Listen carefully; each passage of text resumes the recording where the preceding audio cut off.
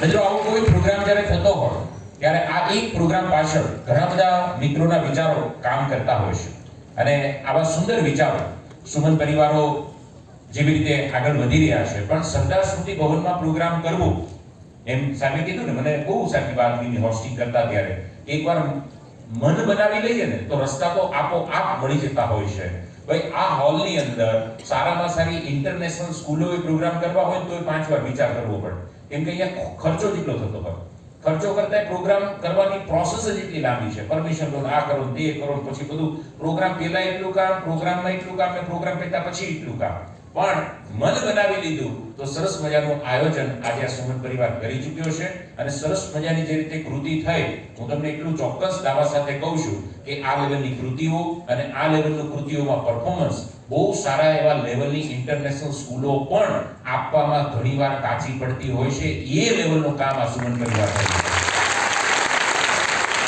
અને મેં તમને વાત એટલા માટે કીધી ઘણીવાર ઘર કી મુર્ગી દાલ બરાબર અમારી પાસે આપણી પાસે જે હોય એની કદર આપણને હોતી નથી એટલે તમે જે પરિવારમાં જાણતા અજાણતા જે પરિવારને પસંદ કર્યો છે એ પરિવારનું ખૂબ મોટું યોગદાન આપના જીવનમાં આપની કારકિર્દીમાં રહ્યું છે અને રહેવાનું છે ત્યારે हमेशा कहूं છું कि हम जहां होते हैं उसकी कदर हमें तभी होती है जब हम वहां नहीं होते हैं राइट मम्मी ने हाथों की रोटली की कीमत હોસ્ટેલમાં જઈએ પછી ખબર પડે ખાલી મમ્મી તો સારી રોટલી બનાવતી હો ત્યાં સુધી મમ્મીના હાથની રોટલીની પણ અસર થાય નહીં અને વિશેષ પ્રેરણા મૂર્તિઓમાં આમ કહેવા જઈએ તો ઘણો સમય જાય કેમ કે એક વ્યક્તિની મારે જે વાત કરવી છે ને એક વ્યક્તિઓ ઉપર બુક લખી શકો ને એવો વ્યક્તિત્વ છે આદરણીય સુમનની અંદર એક નવો વિચાર એક નવી ક્રાંતિ એક નવી પહેલ કરવામાં જેમનો સિંહ ફાળો રહ્યો છે એવા અવિનાશભાઈ પણ આપણી વચ્ચે ઉપસ્થિત છે જ્યારે સુમનની વાત આવે કે સુમનની આજુબાજુની કક્ષની વાત આવે અથવા તો શૈક્ષણિક જગતની અંદર કંઈક નવું કરવાની વાત આવે તો જેમના અવલ વિચારો રહ્યા છે અવિનાશભાઈ પણ આપણી વચ્ચે ઉપસ્થિત છે એકવાર જોરદાર તાલીઓથી અવિનાશભાઈને પણ બિરદાવીએ અને હરમેશ જેમનો આપણી સંસ્થાને સપોર્ટ રહ્યો છે એવા સંસ્કારથી જ્ઞાનપીઠ પરિવારમાંથી આપણી વચ્ચે ઉપસ્થિત ગિરીશભાઈ પણ આપણી વચ્ચે ઉપસ્થિત છે મિત્રો બોર્ડની પરીક્ષાને હવે જ્યારે કાગળ જેટલો સમય બાકી છે ગુજરાતી ચાલશે ને બધાને યસ ઓર નો ઓકે હું થોડો વાતમાં સ્પીડ રાખીશ કેમ કે તમારા પ્રોગ્રામમાં આવતા મેં એક જગ્યા પર એવું વાંચ્યું કે ઇન્ટેલિજન્ટ હોશિયાર લોકોની સાથે હંમેશા સ્પીડમાં વાત કરવાની એટલે મારી સ્પીડમાં વાત કરવાનું કારણ તમને ખબર પડી ગઈ હા વજે તુમ હો રાઈટ સો હું થોડો વાતમાં સ્પીડ રાખીશ એટલે ધ્યાન અહીંયા રાખજો નજર હટી દુર્ઘટના ઘટી ખૂબ ઓછો સમય તમારી પાસે તૈયારીનો છે તો મારી પાસે તમને કહેવા માટે પણ પ્રોગ્રામમાં બહુ ઓછો સમય છે રાઈટ હમણાં બપોરનો ટાઈમ થઈ ગયો છે 11:11 થઈ ગયા છે એટલે અને હજી પ્રોગ્રામ ઘણો બધો છે તો થોડી વાતમાં સ્પીડ રાખશું વાત કેટલાક નિયમોથી આપણે શરૂ કરશું હું વચ્ચે વચ્ચે તમને પૂછતો જઈશ હા કે ના યસ કે નો ત્યારે તમારે જવાબ યસ હોય તો યસ આપવાનો નો હોય તો નો આપવાનો એટલું થશે યસ ઓર નો બહુ સરસ બહુ સરસ હું એ જ કહું છું કે દુનિયામાં આમ પાછળ ન રહો ને એ માટે જ આજનો પ્રોગ્રામ છે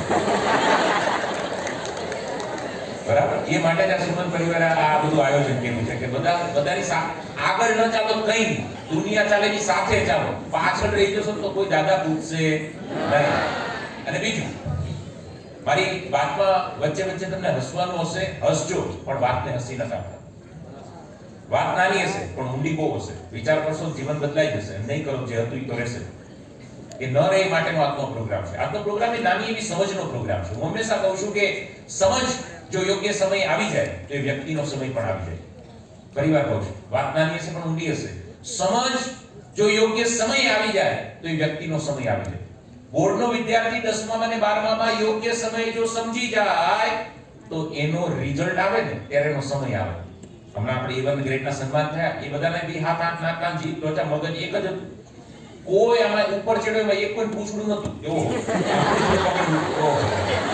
જોયું તમે નહીં કરે બરાબર કે ભાઈ A1 હોય તો પૂછડું હોવું જોઈએ મારે પૂછડું નથી A1 ના એવું તો હતું જ નહીં આપણે જેમ જ હતા બધા બી હાથ આંખ નાક કાન જીભ ત્વચા યસ ઓર નો પણ એ બધા જ એ ગુગેશ હવે અહીંયા સાંભળો એ બધા જ તું ભારતનું ભવિષ્ય છે પણ મારું વર્તમાન ન બગાડ એ બધા જ શું કામ અહીંયા સ્ટેજ પર આવ્યા ખબર દીકરા યોગ્ય સમય સમજી ગયા હતા યાદ રાખજો તમારી તાકાત શક્તિ સામર્થ્ય પરિવાર બેકગ્રાઉન્ડ કંઈ કામ નહીં લાગે જો યોગ્ય સમય નહીં સમજો તો દુર્યોધન જેવા દુર્યોધન યોગ્ય સમય ન સમજવાથી તકલીફમાં મુકાઈ ગયા કર્ણ જેવા કર્ણ જે અર્જુન કરતા પણ શ્રેષ્ઠ હતા ધનુર વિદ્યાની અંદર, પણ છતાં યોગ્ય સમય ન સમજવાથી તકલીફમાં મુકાઈ ગયા. પિતામહ ભીષ્મ જેવા પિતામહ ભીષ્મ યોગ્ય સમય ન સમજવાથી એટલું જ્ઞાન, એટલા મોટા યોદ્ધા હોવા છતાં, ગંગા પુત્ર હોવા છતાં તકલીફમાં મુકાઈ ગયા. આ બધાનો વારો પડી ગયો ખાલી સંજાની. એટલે આ જગતની અંદર રાવણ જે શિવના મહાભક્ત હતા, જેની સામે પ્રભુ શ્રી રામની ભક્તિ પણ આછી પડે, શિવજીની ભક્તિની વાત કરીએ તો, એવા રાવણ જેવા રાવણ પણ યોગ્ય સમયે ન સમજવાના કારણે તકલીફમાં મુકાઈ ગયા. તો તારો વારો પડે એમાં કઈ નવી વાત નથી, એટલે સમજી જજે. આ સમજ બહુ નાની છે, પણ હું હંમેશા કહું સમજ કે સમજો. આ પાડી લો. તમે સાંભળજો ખાલી. તાળી મને ખબર છે કેવું બોલું, તમને ખબર છે તમે કેવું સાંભળો. તાળી પાડીને એકબીજાને બનાવે એના કરતા સાંભળો. ભાઈ તાળી નથી જોતી, ખાલી સાંભળો. સાચી તાળી અને સાચા આજના પ્રોગ્રામનો અર્થ એ છે કે આમાં બેઠેલો 5 એનું જીવન સુધારે અને આવનારી કાલે સમાજને, દેશને અને રાજ્યને ફાયદો અપાવે. ઈ સાચી તાળી છે. તાળી પાડવાનો અર્થ શું થાય ખબર? તું બોલ. તમારે કાંઈ કરવાનું થતું નથી, આપણે એવું કરવાનું થતું નથી. એટલે શાંતિથી સાંભળો. બરાબર? કેમ કે તમે તાળી પાડો ત્યાં સુધી મારે તો બોલવાનું બંધ રાખવું પડે. ખોટી મારે ગાડી બ્રેક પાડી એટલે સાંભળા કરો. બરાબર? અને આમે ઈ કામ બીજાનું છે, આપણે શું કામ કરીએ? એ સવાર બરાબર, આપણે આપણું કામ છે ગુજરાતી, ગણિત, વિજ્ઞાન, સમાજ, ઇંગ્લિશ, સંસ્કૃત, એકાઉન્ટ, સ્ટડી, ઓબીએ વાંચવાનું શીખ કરો. એટલે કહેવાનો અર્થ એ છે દીકરા કે સમજ કે સમજ કો સમજો, સમજ કો સમજ ના સમજે, એસી સમજ કો જો ના સમજે, મેરી સમજ में ના સમજે. એટલે આ પ્રોગ્રામ સમજનો છે. મારે ટૂંકી કેટલીક વાતો તમારી સાથે શેર કરવી છે. પૈકીની પહેલી વાત, આજના પ્રોગ્રામમાં હવે બોર્ડની પરીક્ષાને 16 થી 17 દિવસો બાકી છે. આજે થઈ 23 તારીખ, 29 નો મહિનો છે. એટલે આમ તમે જોવા જાવ તો આજનો દિવસ ગણો તો 7 દિવસ આ મહિનાના, 10 દિવસ ઓલા મહિનાના, 11 નો પેપર છે. 17 દિવસ તમારી પાસે છે. અને આજનો દિવસ ન ગણો તો 16 દિવસ છે. એટલે 16 થી 17 દિવસની આ રમત છે. આ 17 દિવસમાં તમે શું કરી શકો? અહીંયા બેઠેલા 50% કરતા વધારે વિદ્યાર્થીના મગજમાં એવું ચાલે છે કે સાહેબ હવે કંઈ થાય નહીં. ચિડિયા ચૂક ગઈ કે તપસ્યાને છે ક્યાં ફાયદા? હવે સાહેબ મેળ પડે નહીં. યાદ રાખજો, જે ક્ષણે તમને એવો વિચાર આવે કે હવે મારાથી ન થાય, એ ક્ષણમાં પણ હજુ તાકાત છુપાયેલી છે. જો ઓળખી જાવ તો હવેના 17 દિવસ એટલે આઈપીએલ ની છેલ્લી 5 ઓવર, આઈપીએલ ની છેલ્લી 5 ઓવરમાં 15 ઓવર ગબડ બેટિંગ થઈ, વિકેટ પર વિકેટ પડી ગઈ. પણ યાદ રાખજો દીકરા, જો आईपीएल ની છેલ્લી 5 ઓવર કોઈ પ્લેયર अगर खेलने पे अपने पे उतर आए तो अच्छे स्कोर को कच्चे बना देता है. આ પ્લેયર ની તાકાત છે. તમારી પાસે આ 17 દિવસ આઈપીએલ ની હવે છેલ્લી 5 ઓવર છે. આ બેટિંગ કરવાનો સમય છે. જો અહીંયા બેઠેલો દીકરો ને દીકરી બેટિંગ કરી લે તો પરિણામ હજુ પણ સુધરી શકે. આવો સુંદર વિચાર તમારા મગજમાં રોપવા માટે આજે સુમન પરિવાર અને વિદ્યાદીપ યુનિવર્સિટીનો આ સહિયારો પ્રયાસ થઈ રહ્યો છે. મિત્રો, સૌથી પહેલો મુદ્દો મારે તમારી સમક્ષ મૂકવો છે કે વિચાર બદલો, જીવન બદલાઈ જશે. વાત મારી સમજવાનો પ્રયાસ કરજો. મારે તમારી સાથે બહુ પ્રેક્ટિકલ વાતો કરવી છે. હવામાં વાતો નથી કરવી, ફુગ્ગામાં હવા નથી ભરવી. 2008માં મારું 10મું ધોરણ પૂરું થયું. 2010માં મારું 12 સાયન્સ એ ગ્રુપ સાથે પૂરું થયું. 2014માં મારું સિવિલ એન્જિનિયરિંગ પૂરું થયું. હું સિવિલ એન્જિનિયર છું, તમને નહીં લાગુ પણ હું છું. કોલેજ પૂરી કર્યા પછી હું એકવાર વિચારતો, 10માં મારા 76%, 12માં 78%, કોલેજમાં એવું જ રિઝલ્ટ આવ્યું. મારું ક્યારે 80 ઉપર રિઝલ્ટ આવ્યું જ નહીં. એટલે મને આ બધાના રિઝલ્ટ જોઉં ને, 92%, 95, 98, 99.99, એટલે મને એમ થાય લોન લેતા છે. આપણે બધા નવાઈ લાગે, કેમ કે આપણે 80 ઉપર ક્યારે આવ્યા એટલે આપણે બધા નવાઈ લાગે. જેને આવતા તો એને નવાઈ લાગે નહીં. એટલે મને થયું કે આ બધા કરે શું? એટલે મારે એનો જવાબ જોઈતો હતો. તો જવાબ આપે કોણ? જેનું રિઝલ્ટ એવું આવ્યું હોય એ તમારી મારી જેવાને તો આમે ખબર જ ન હોય. હું સિમ્પલ કહું, ભાઈ મુકેશભાઈ અંબાણી બનવું કેમ એની ખબર કોને હોય? આખી દુનિયામાં એક જ વ્યક્તિ, મુકેશભાઈ અંબાણી પોતાને. બાકી બધા ગપ્પા મૂકે કે આમ કર્યું ને આમ કર્યું. હકીકતે શું કર્યું કોને ખબર હોય? મુકેશભાઈ પોતાને. નીતાબેન ને અડધી નથી ખબર. આવું તમે સાચું કહો. મુકેશભાઈ ને આપણે ગુજરાતી ઘરે બધું કહે નહીં એટલે હું તમને કહું છું. મુકેશભાઈ ને ખબર હોય કે મુકેશભાઈ કેમ કરે. એટલે મને થયું ભાઈ 90%, 92%, 95%, 98%, 99 A1 ગ્રેડ આવે કેમ? A1 ગ્રેડ લાવ્યા હોય એને ખબર હોય. એટલે મેં અલગ દીકરા દીકરીઓને મળવાનું શરૂ કર્યું.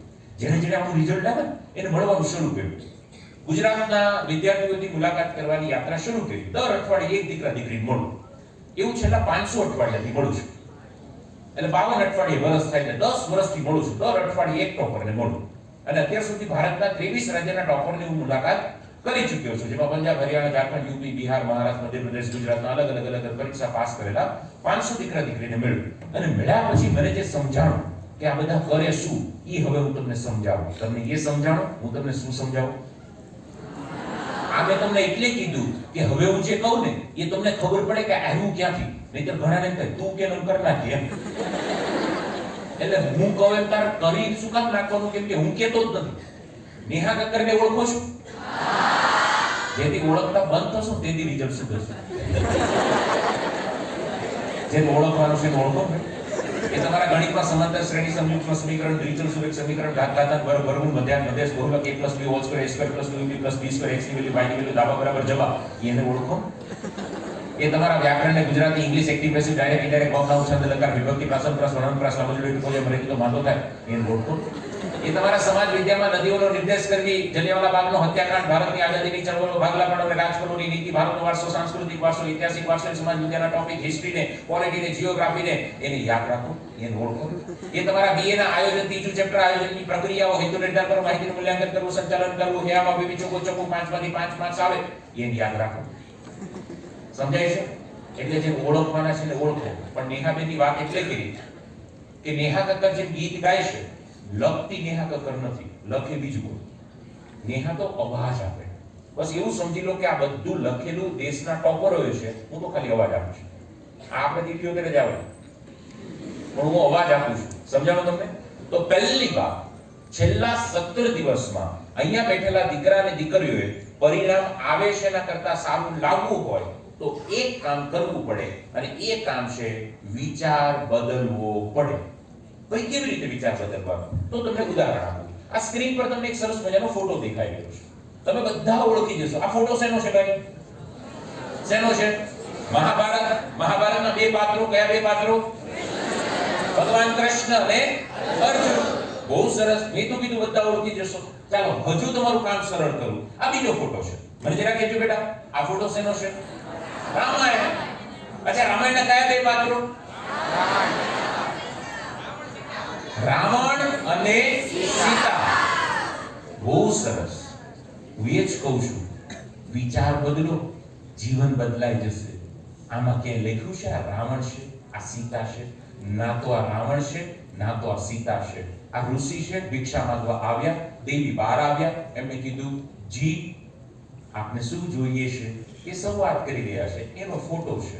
મનમાં રાવણ માની લો, પછી તમને કોઈ પણ રાવણ જ દેખાય. વિચાર બદલી નાખો તો જીવન બદલાય છે. સમજાય છે? છોકરા વાંચવાનું શરૂ કરતા પહેલા ચેપ્ટરને રાવણ માની લે એટલે પછી એને ચેપ્ટર રાવણ જ લાગે. અઘરું માની લો એટલે અઘરું જ લાગે. વાત કરી સમજો દીકરા. ઘણાએ ગણિતને રાવણ માની લીધો, ઘણાએ વિજ્ઞાનને રાવણ માની લીધો, ઘણાએ સમાજ વિજ્ઞાન રાવણ માની લીધો. એક ટોપિક અઘરો લાગે એટલે દીકરો દીકરી વિચારે આ મારાથી ન થાય. ટોપિક અઘરો નથી. જો એ ટોપિક અઘરો હોત તો ગુજરાતમાં કોઈ ન આવડત. ટોપિક અઘરો નથી, તે અઘરો માની લીધો એટલે અઘરો લાગે છે. રાવણ માની લો તો રાવણ દેખાય. ગુજરાતીમાં કહેવત છે, કમળો હોય ને પીળું દેખાય. દુનિયા પીળી ન હોય તો કમળો થયો. એમ તને વિચાર રૂપી કમળો થઈ ગયો એટલે અઘરું દેખાય. કમળાની દવા કરી લે, બધું સેવું છે. હું તમને આવી રીતે હાથ કરું ને અને જય હો કહું એટલે તમારે બધા હાથ ઉપર કરીને આવી રીતે જય હો કહેવાનું. ઓકે? ચાલો, જય હો. જય હો. જેના પણ હાથમાં સર્જરી થઈ, ભગવાનને પ્રાર્થના કરું વહેલી ઠીક થાય એટલે હાથ.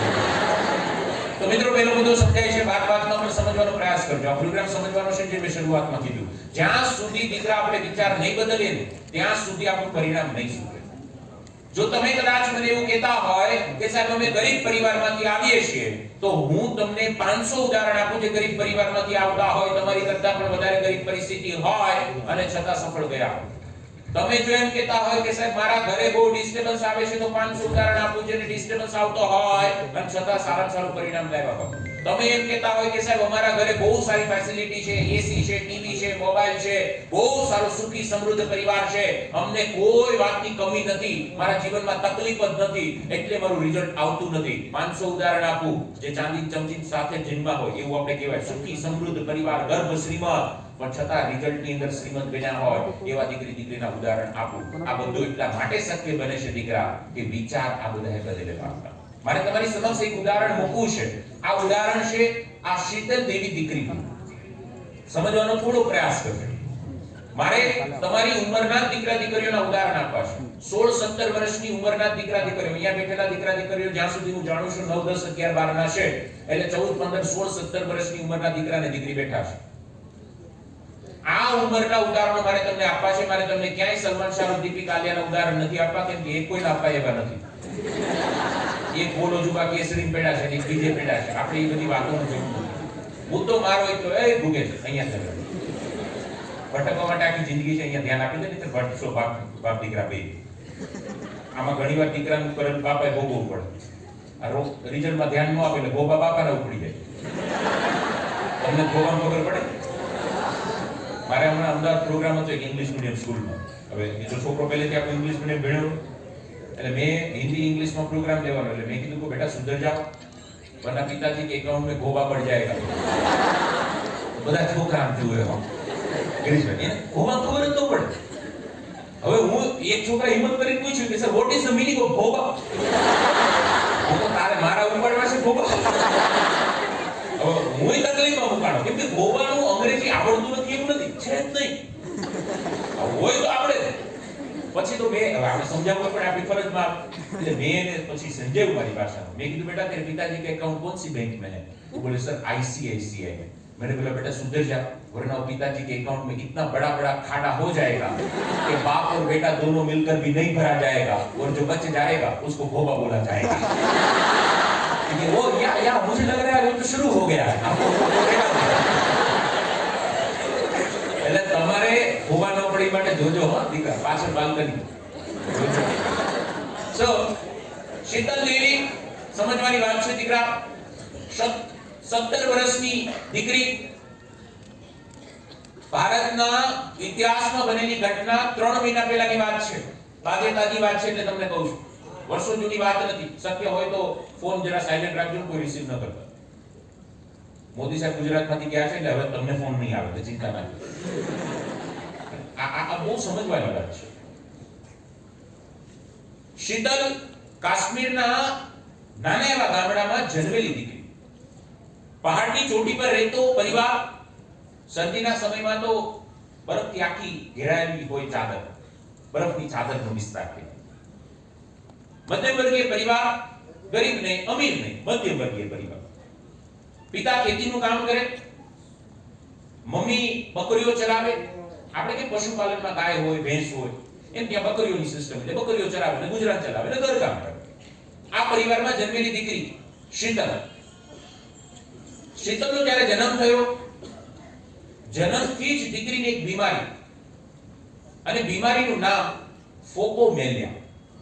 બહુ ઓછા લોકો આ હોલમાં ઉપસ્થિત છે, એમાંથી બહુ ઓછા લોકોએ બીમારીનું નામ પણ સાંભળ્યું હશે, કેમ કે બહુ અવલ્ય થતી, લાખોમાં કોઈને થતી આ બીમારી છે. ટાઇફોઇડ, મેલેરિયા, ડેન્ગ્યુની જેમ જનરલ નથી. ફોકોમેલિયા. આ બીમારીમાં જન્મથી કાં વ્યક્તિને 2 હાથ ન હોય અને કાં વ્યક્તિને 2 પગ ન હોય. આ જન્મથી પડતી તકલીફ. બીજી તો અનેક તકલીફ પડે, પણ આ મોટી તકલીફ જે હું તમને કહી શકું. બાકી તો અંદર અનેક પીડા વેદના વ્યથા હોય. શીતલને 2 હાથ વગર થયો જન્મ ફોકોમેલિયાના કારણે. ધીમે ધીમે દીકરી મોટી થઈ. આજુબાજુમાં એની ઉંમરના દીકરા દીકરીઓ સ્કૂલે જવા લાગ્યા. દીકરીઓ જોયું બધા સ્કૂલે જાય. જીદ કરી મારે સ્કૂલે જવું. સ્કૂલે ગઈ. ધીમે ધીમે સર ભણાવે.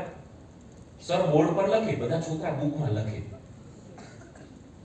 દીકરીએ જોયું કે બીજા છોકરા હાથેથી લખે, મારે તો હાથ જ નથી, લખવું કેમ? પિક્ચર અહીંથી શરૂ થયું. અહીંયા હવે વિચારો કામ લાગે. આ દીકરીના વિચારો જોજો. દીકરીએ ઈશ્વરને કીધું, ઈશ્વર તારો ખૂબ આભાર, કેમ કે તે મને હાથ નથી આપ્યા પણ પગ તો આપ્યા. તે મને પગે ન આપ્યા હોત તો હું શું કરત? હું પગેથી લખીશ. વિચાર તો કરો યાર, બે હાથ નથી, મારે વિચારની વાત કરવી છે. આપણને રસ્તામાં જતા જતા ઠેસ વાગે ને ઠેસ, તોય આપણે કહીએ છીએ હે ભગવાન મારી જોડે જ આવું શું કામ કરે છે? જ્યારે એ બે હાથ નથી છતાં કે ભગવાન તારો આભાર, બીકોઝ હાથ નથી આપ્યા, પગ તો આપ્યા છે. સાહેબ આપણે જમણા હાથે લખતા હોય તો ડાબા હાથે આપણું નામ નથી લખાતું, અને ડાબોડી હોય જમણા હાથે નામ નથી લખાતું. આ તો પગેથી લખવાની વાત કરું છું, સાંભળજો. દીકરીએ લખવાની શરૂઆત કરી. વાત 1 મિનિટમાં પતી જાય પણ કરવામાં વર્ષો ગયા. હા, પગેથી લખવાની પ્રેક્ટિસ કરી.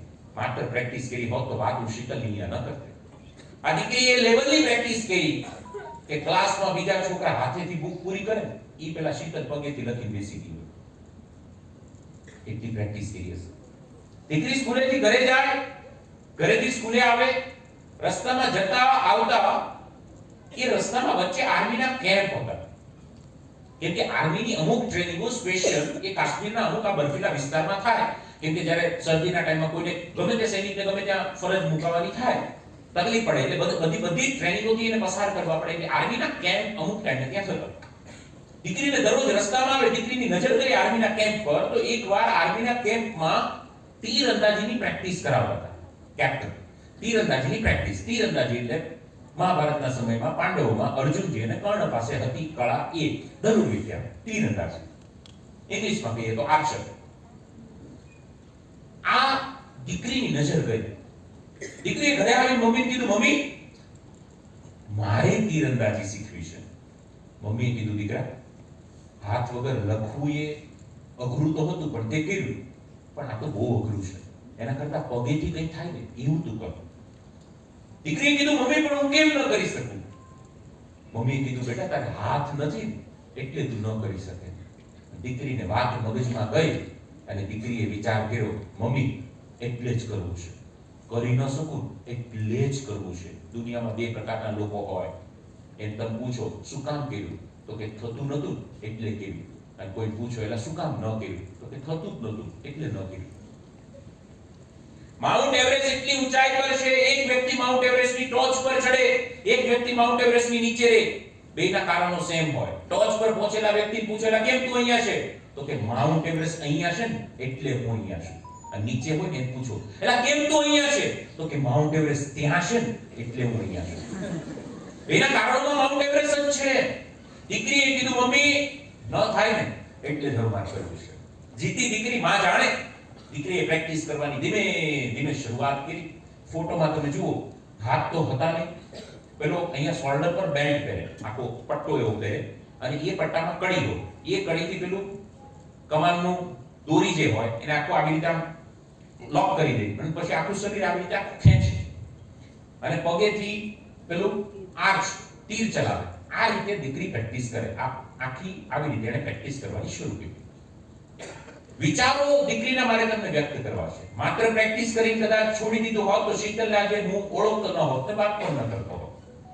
શીતલે વિચાર કર્યા કે માત્ર પ્રેક્ટિસ ન કરવી, તીરંદાજીમાં ભારત માટે મારે ગોલ્ડ મેડલ લાવવો છે. લા શું વાત કહેવાય, ભારત માટે ગોલ્ડ મેડલ લાવવો છે. શીતલે વાત કરી. શીતલ 3 મહિના પહેલા આપ જાણો છો ઓલિમ્પિક જેવી રીતે વૈશ્વિક રમત છે, એવી રીતે એશિયન ગેમ્સ પણ રમાય છે. આપણે અહીંયા ખેલ મહાકુંભ ને રાષ્ટ્રીય રમત જે રીતે હોય એ રીતે એશિયન ગેમ્સ રમાય છે. એશિયાના દેશો વચ્ચે રમાતી રમત. હવે આવા હેન્ડીકેપ બાળકો હોય એ બાળકો માટે એશિયન પેરા ગેમ્સ રમાય. આ એશિયન પેરા ગેમ્સ ની અંદર આ દીકરી એશિયન પેરા ગેમ્સ ની અંદર આ દીકરીએ ભાગ લીધો, જે છેલ્લી રમાવાની હતી 2022 ચાઇનામાં, પણ અમુક કારણોસર ડીલે થયું અને 2023 ઓક્ટોબરમાં ચાઇનામાં રમાણું. હમણાં દિવાળી ઉપર ઓક્ટોબરમાં રમાણું. નવેમ્બર, ડિસેમ્બર, જાન્યુઆરી ના ફેબ્રુઆરી હાલે છે. 3-3.5 મહિના થયા. આ દીકરી ચાઇના રમવા ગઈ એશિયન પેરા ગેમ્સ ની અંદર. રમત શરૂ થઈ. તમને જાણીને ખૂબ નવાઈ લાગશે. શીતલ દેવી વિશ્વની પહેલી દીકરી બની. હાથ વગરની દીકરી, આર્મલેસ ગર્લ, 2 હાથ વગરની દીકરી એશિયન પેરા ગેમ્સમાં રમવાની શરૂઆત કરે. પેરા આર્ચરી ગેમમાં તીરંદાજીની અંદર 2 ગોલ્ડ અને 1 સિલ્વર મેડલ પ્રાપ્ત કરે શીતલ દેવી ભારતમાં.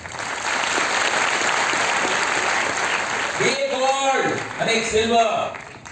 વાત આદરણીય મોદી સાહેબ સુધી પહોંચી. આપ જાણો છો મોદીજી સ્પોર્ટ્સમાં ખૂબ રુચિ ધરાવે છે. મોદીજીએ વાત કરી, ચાઇના હતા, કેમ કે કોચ ને બધા ચાઇના હતા, એટલે મોદીજીએ વાત કરી, તમે જેવા ઇન્ડિયા આવો એટલે સૌથી પહેલા મને કહેજો, મારે શીતલને પર્સનલી મળવું છે. લા દેશના વડાપ્રધાન એમ કે તમે આવો એટલે મને કહેજો, મારે તમને મળવું છે, જેને મળવા આખું વિશ્વ લાઈનમાં છે. હમણાં આદરણીય મેરજી કહેતા હતા દર્શેશ્વર, કહેવાનો અર્થ તમે સમજો. મોદીજી દીકરી સુરત દીકરી ઇન્ડિયા આવી, મોદીજી પર્સનલી મળ્યા. હું ખૂબ સાથે વાત કરું છું, નહીં તો આ માનવામાં આવે એવી વાત જ નથી. કદાચ હું તમારી જગ્યાએ હું ન માનું, કેમ કે વાત જ એવી છે. મોદીજીએ દીકરીના માથા પર હાથ રાખીને કીધું કે શીતલ, તારી જેવી દીકરીથી આ મોદીને પ્રેરણા મળે છે. આ મોદીજીના શબ્દો હતા. તો આથી પણ પ્રેરણા મળે, વિચાર તો કરો. મોદીજીએ ટ્વીટ કર્યું, આ મોદીજીનું ટ્વીટ એકાઉન્ટ છે. અહીંયા લખ્યું છે એમણે કે પ્રાઉડ ઓફ શીતલ દેવીનો extraordinary gold medal in archery women's individual compound copper event at the Asian Para Games. The achievement is the testament to her grit and determination. મોદીજીએ લખ્યું. આ વાત મહિન્દ્રા સાહેબ સુધી પહોંચી. મહિન્દ્રા એટલે મહિન્દ્રા કંપનીના માલિક આનંદ મહિન્દ્રા. મહિન્દ્રાના ટ્રેક્ટર આવે, મહિન્દ્રાની સ્કોર્પિયો, મહિન્દ્રાની કાર XUV 100, 300, 500, 700, આપ જાણો છો. એના માલિક આનંદ મહિન્દ્રા છે. આનંદ મહિન્દ્રાજીએ ટ્વીટ કરી લખ્યું, શું લખ્યું સાંભળો. આનંદ મહિન્દ્રાજીએ લખ્યું કે I will never ever again complain about petty problem in my life. એટલે કે શીતલ, તને આ તકલીફ હોવા છતાંય જો તું આ કરી શકતી હોય તો આજ પછી મને આવતી મારી જિંદગીની તકલીફ ને તકલીફ કહેવાનો કોઈ હક જ નથી. આજ પછી હું ક્યારે મારા પ્રોબ્લેમ નહીં કહું, કેમ કે જો તને એટલો મોટો પ્રોબ્લેમ હોવા છતાંય તું એને પ્રોબ્લેમ નથી કહેતી તો મને તો હક જ નથી પ્રોબ્લેમ કહેવાનો. આ મહિન્દ્રા કંપનીના માલિકે કીધું. અને એને કીધું કે શીતલ, મહિન્દ્રાની એટલી ગાડીની રેન્જ છે, ફોર વ્હીલો એટલી છે, એમાં તને જે ગાડી ગમે તે ગાડી, જે કલર ગમે તે કલર, અને જે ઇન્ટિરિયર ગમે તે ઇન્ટિરિયર અમને કહેજે. મહિન્દ્રાને આનંદ થશે તને ગાડી ગિફ્ટ કરવામાં. આનંદ મહિન્દ્રાજી કીધું. કોણ કહે છે નસીબને વાંકે કામ આડા પડે છે? સાંભળજો, કોણ કહે છે નસીબને વાંકે કામ આડા પડે છે? ઉપરથી પડતું જળ પણ પથ્થરમાં ખાડા કરે છે. તું એકવાર ખંતથી મહેનત કરવાની શરૂઆત તો કર, પછી આગળ ચાલતો હોય તું, અને ઘડિયાળના કાંટા પણ પાછા ફરે છે. કોણ કહે છે નસીબને વાંકે કામ આડા પડે છે? આ તાકાત હોવી છે. અને આવી તાકાત વિચારથી આવે. આ તો શું કે હું શું કરું? ઘરે બોર્ડ છે, બોર્ડ, લાઈટ બોર્ડ, એમાં પ્લગ હશે, એમાં 3 આંગળી નાખે, કે બારે જવું નહીં પડે. અરે ઈશ્વરની કરોડોની પ્રોપર્ટી છું તું. આ મગજ, તારા હાથ, નાક, કાન, જીભ, ત્વચાની વેલ્યુ ગણજો.